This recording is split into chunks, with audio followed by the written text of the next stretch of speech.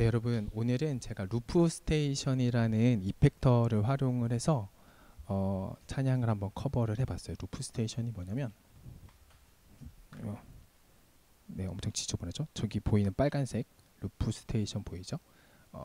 이게 이제 어떤 소리들을 이렇게 반복을 시켜주는 거예요. 그래서 혼자서 이렇게 한번 루프를 만들어 놓으면 계속 반복이 돼서 여러 가지 뭐 화음을 쌓기도 하고 악기들을 쌓을 수도 있게 해주는 그런 도구입니다. 우리 헨리가 굉장히 잘 쓰는데 저는 너무 어렵더라고요. 이거 지금 퀄리티가 그렇게 높지 않은 다양한 모습으로 우리가 하나님을 찬양했으면 좋겠다는 생각이 들어서 여러분한테 조금이라도 더 뭔가 흥미가 있으면 좋겠다는 생각이 들어서 이렇게 한번 해보았어요.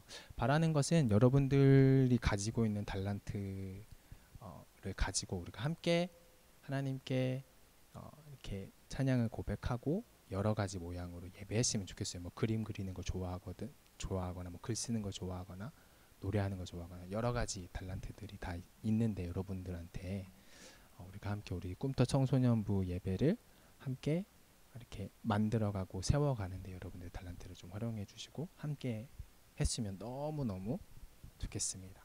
그렇게 하나님을 찬양하고 높여드렸으면 좋겠습니다.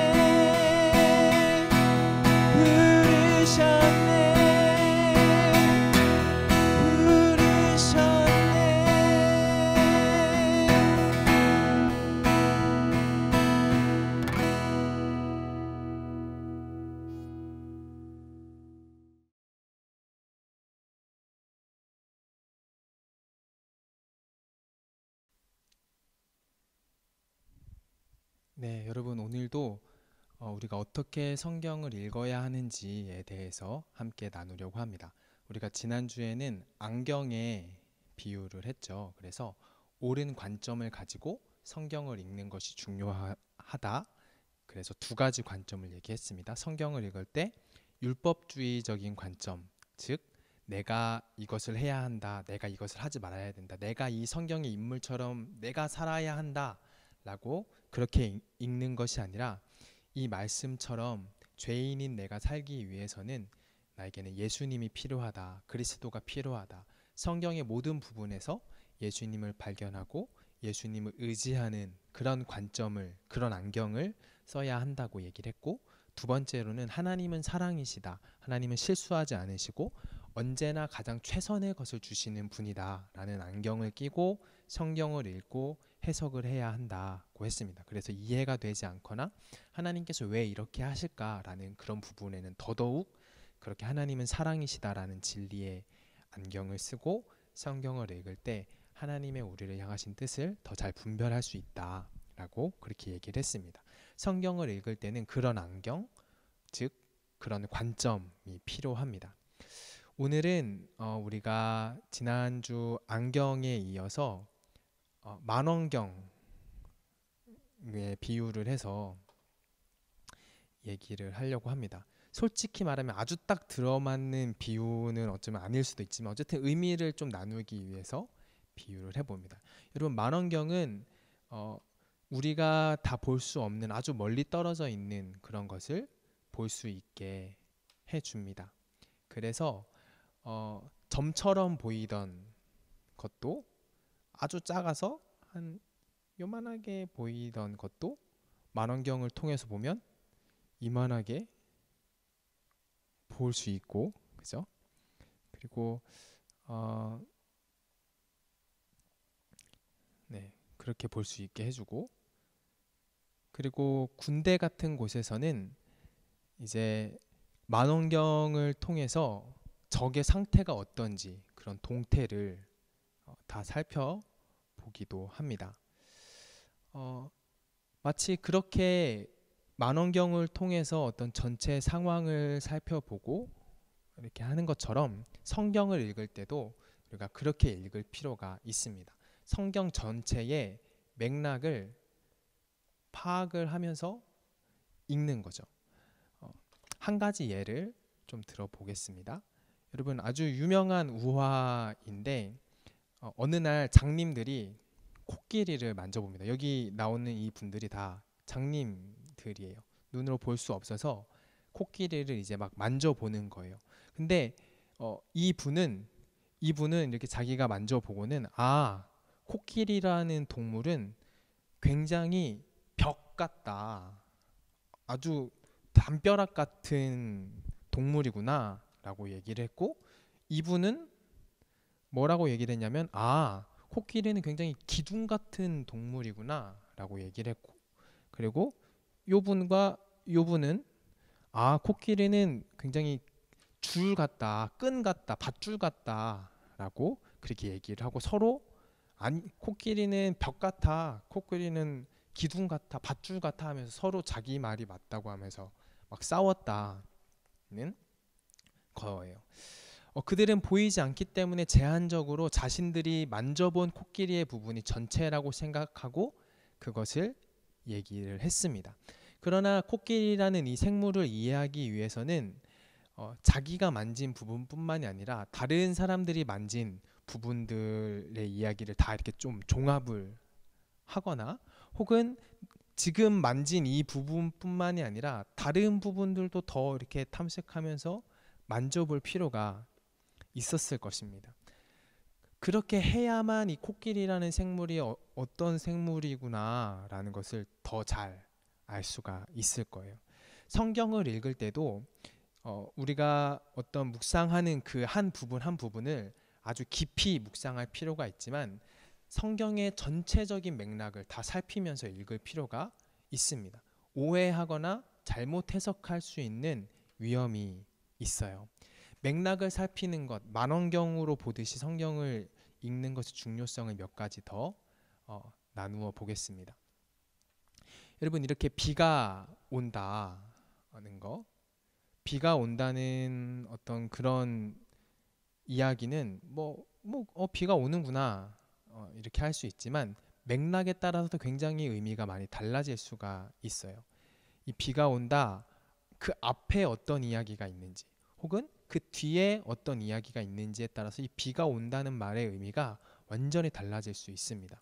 예를 들어서 이 앞에 내일은 소중한 내 딸이 태어나 처음 맞이하는 소풍날이다. 즐거운 마음으로 도시락과 먹을거리를 이렇게 준비를 했는데 비가 온다. 라고 하면 이 비가 온다는 이 문장은 굉장히 안타깝고 슬픈 그런 느낌이 되죠. 그래서 아마 이런 느낌이 될 것 같아요. 근데 두 번째로 만약에 3년 동안 극심한 가뭄으로 땅이 쩍쩍 갈라지고 나라 안의 모든 사람들은 오랫동안 굶주렸다와 같은 내용이 앞에 온다면 이 비가 온다는 부분은 달라진 게 없지만 굉장히 비가 온다는 게 기쁜 소식이 되겠죠. 의미가 완전히 달라질 수 있는 것입니다. 그래서 어떤 맥락에 있느냐에 따라서 이 문장의 의미가 느낌이 완전히 달라져요. 성경을 읽을 때도 그러합니다. 성경을 읽을 때 전체적인 맥락을 파악하면서 읽는 것이 굉장히 중요해요. 한 가지 예를 더 들어보겠습니다. 여러분들이 맥락이 얼마나 중요한지, 성경을 읽을 때 문맥을 파악하는 게 얼마나 중요한지 까먹지 않았으면 좋겠어요. 인터넷에 이런 유머가 있는 것을 보았습니다. 개소리 써놓고 끝에 여름이었다만 붙이면 그럴싸해짐. 네. 어떤 말이든지 개소리 같은 거 써놓고 끝에 여름이었다 붙이면 그럴싸해진다는 거예요. 그러면서 어떤 사람은 그걸 보고 뭐라고 했냐면 오늘은 짬뽕을 먹었다.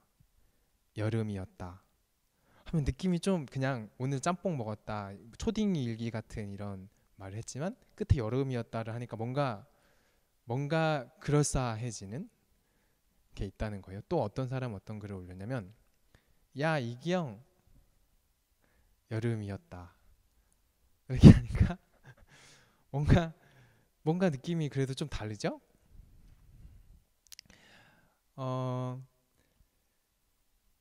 이렇게 앞 뒤에 어떤 이야기가 있냐에 따라서 그 전에 있던 문장의 의미가 느낌이 달라집니다. 여름이었다라고 하니까 뭔가 감성적이고 또 푸르렀던 어떤 시절을 회상하는 듯한 그런 느낌으로 바뀌잖아요. 그러니까 성경을 읽을 때도 우리가 어떤 한 부분을 읽지만 그 부분을 이제 우리가 그 부분만 읽는 것이 아니라 앞뒤의 문맥을 살펴본다면 우리가 더 깊이 묵상하고 더 풍성하게 이해하고 하나님께서 이 부분에서 하시고자 하시는 일이 어떤 것인지에 대해서 더 잘 이해할 수가 있게 됩니다.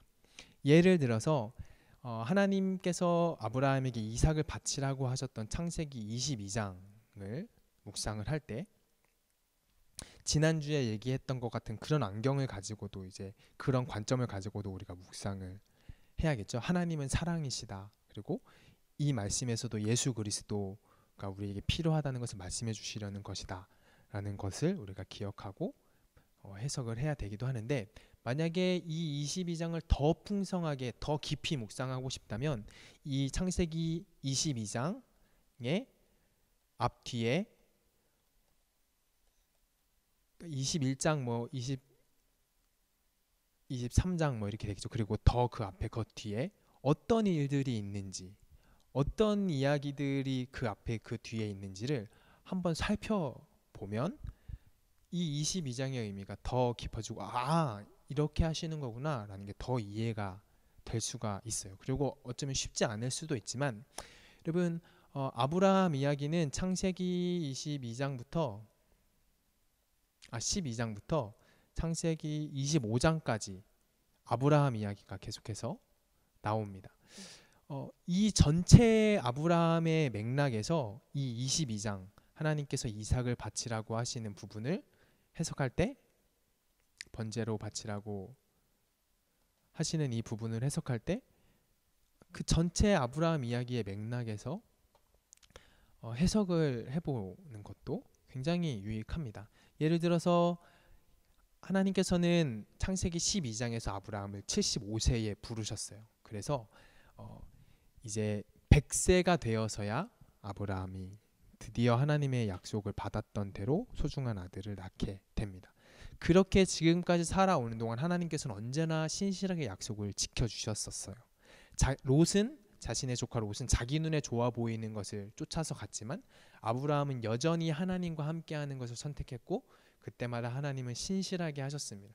그래서 이삭을 바치라고 하시는 것도 아브라함의 눈에 보기 어쩌면 안 좋아 보일 수도 있었지만 그는 지금까지 경험해온 그 하나님의 신실하심을 신뢰했습니다. 와 같은 묵상을 할 수가 있는 거죠. 그 맥락을 생각하면서 성경을 깊이 생각해 보는 겁니다.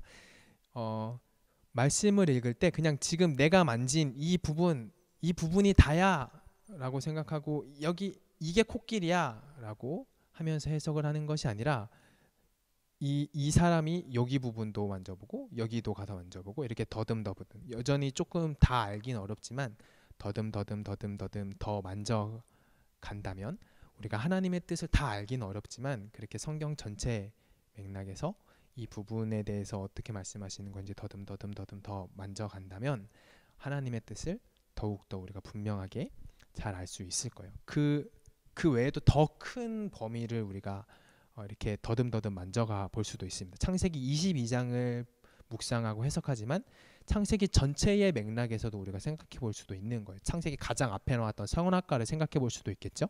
인간이 처음 죄를 지을 때 그들은 하나님께서 말씀하셨던 것을 신뢰하지 않고 자신들의 눈에 보기에 좋아 보이는 것을 그들은 선택을 했습니다. 하나님께서 먹지 마라 라는 말씀을 하셨지만 그 하나님의 말씀을 신뢰하기보다 자기들이 좋아 보이는 것을 쫓았어요.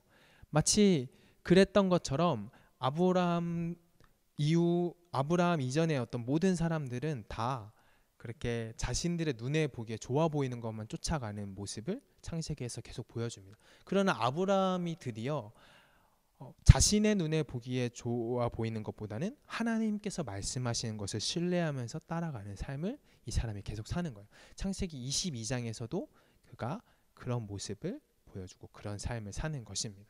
이런 묵상을 하면서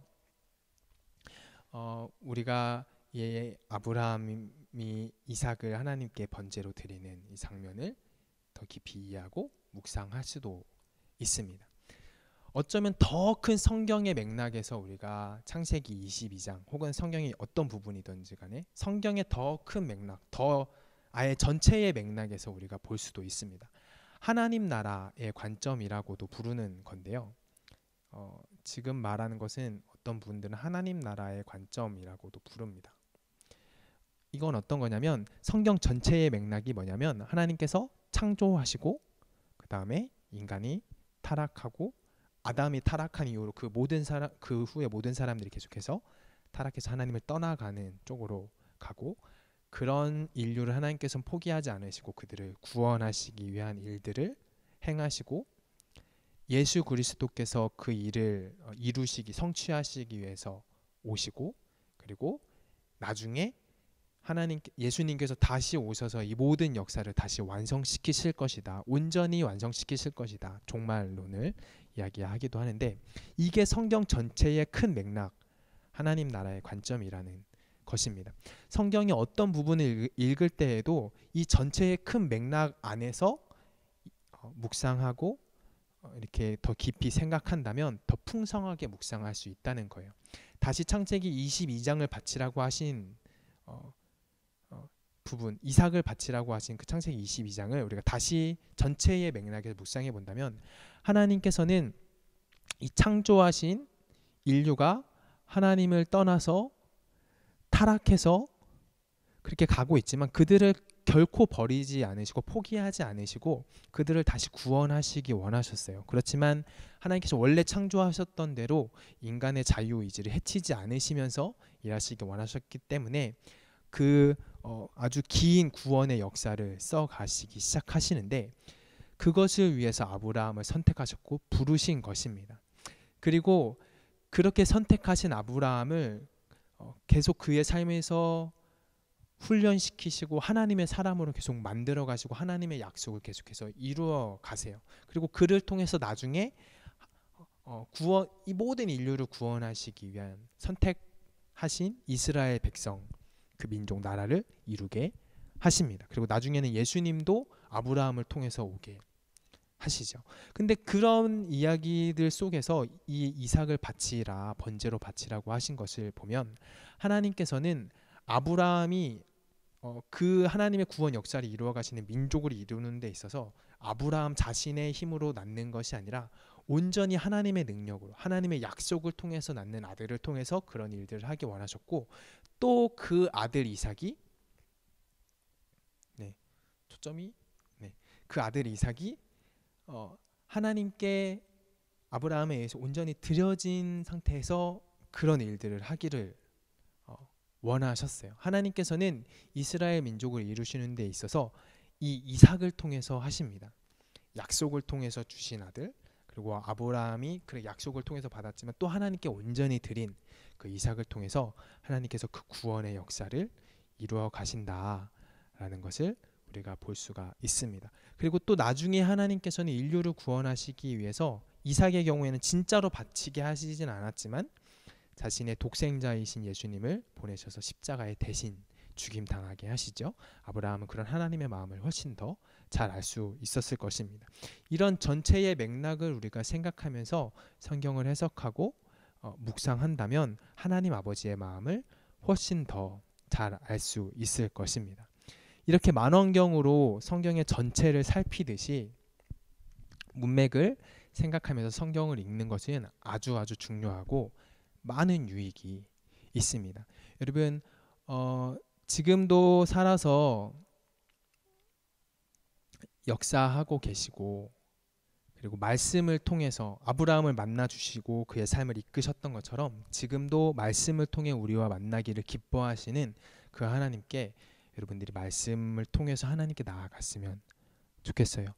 어쩌면 여전히 어렵고 재미없게만 느껴질 수도 있겠지만 어쩌면 이 재미없어 보이는 성경이 그 어떤 다른 것보다도 더 흥미롭고 재미있게 느껴지도록 하나님의 마음을 알아가는 그런 어떤 하나님과 마치 데이트하는 것 같은 그런 어떤 시간이 되게 하실 수 있습니다.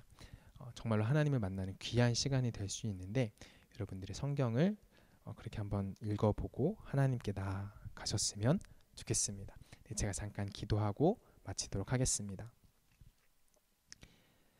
하나님, 성경 전체를 통해서 우리들을 얼마나 사랑하시는지 알려주시고 가르쳐주신 하나님, 그리고 그 긴 역사들 속에 찾아오셔서 놀라운 일들을 행하여 주신 하나님,